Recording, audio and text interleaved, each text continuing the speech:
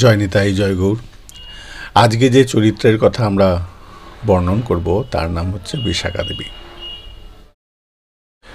এই অষ্টসখীর মধ্যে প্রধান দ্বিতীয় যে সখী তার নাম হচ্ছে বিশাখা সখী। এই বিশাখা সখী তিনি পোশাক নির্মাণে বড় পটু ছিলেন।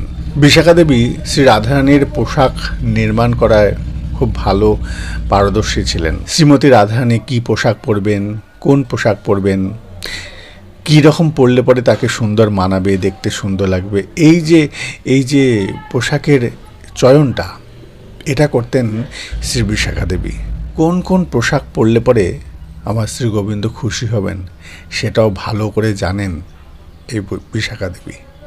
শ্রীমতী রাধারানীর এবং বিশাখা দেবীর বয়স প্রায় সমান। তাদের বয়স 14 বছর 2 মাস, প্রায় 15 দিনের মতন। বিশাখা দেবী খুবই সুন্দরী ছিলেন। তার গায়ের রঙটা ছিল সৌদামিনী বা বিদ্যুৎ বর্ণ। অপূর্ব সুন্দরী ছিলেন এই শ্রীমতী বিশাখা দেবী। তিনি শ্রীমতী রাধারানীকে কর্পূর চন্দন দিয়ে সুন্দর করে সাজিয়ে দিতেন। এই সাজানোর কাজটাই ছিল বিশাখা দেবীর। এবার আসি তার পরিচয়।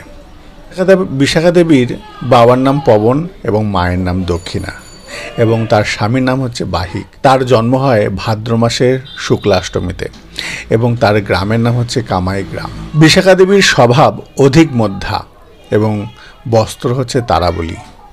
গোপাল দাস নামক এক মহাজন তার পদাবলীতে লিখছেন, তারাবলী বস্ত্র হয়ে ললিতা সমগুণ, এই তো কহিল বিশাখার গুণগান।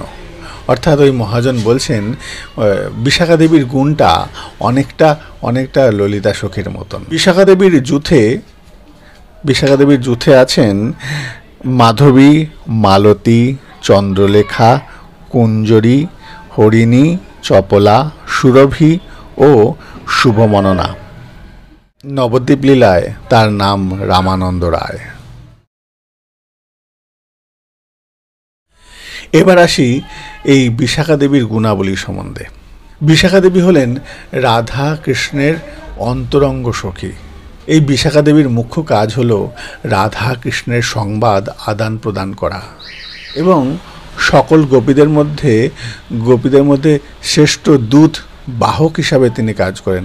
এবং সব থেকে বিশেষ একটা গুণ হলো তিনি বিশেষজ্ঞ এবং বিশেষ বুদ্ধিদাতা।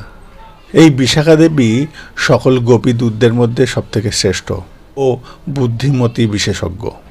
বিশাখা দেবী তার সুন্দর সুন্দর চুটকুলি গল্পের দ্বারা, হাসির মজার গল্পের দ্বারা সেই রাধাকৃষ্ণ যুগলকে সবসময় খুশি রাখতেন। ইনি যুগলের একজন বিশেষ পরামর্শদাতা। বিশাখা দেবীর অসংখ্য গুণের মধ্যে একটা অন্যতম বিশেষ গুণ হলো তার প্রেম কূটনীতির বিশেষত্ব। তিনি সিদ্ধহস্ত। এক রেগে যাওয়া প্রেমিক অথবা প্রেমিকার রাগ কীভাবে ভাঙাতে হয় সেটা তিনি খুব ভালো করেই জানেন। আবার প্রেমিক বা প্রেমিকার ওপর কখন কিভাবে রাগ করতে হবে সেটাও খুব ভালো করেই জানেন এই বিশাখা দেবী। প্রেমের সম্বন্ধে, প্রেমের সকল কলা কৌশল তার জানা। তাই তো শ্রী গোবিন্দ এই বিশাখা দেবীকে বড্ড পছন্দ করতেন। আজকে আমরা বিশাখা দেবীর সম্বন্ধে যতটুকু জানলাম, যতটুকু সামর্থ্য ততটুকু বলার চেষ্টা করলাম। আপনাদের কেমন লেগেছে কমেন্ট করে অবশ্যই জানাবেন। জয় নিতাই, জয় গৌর।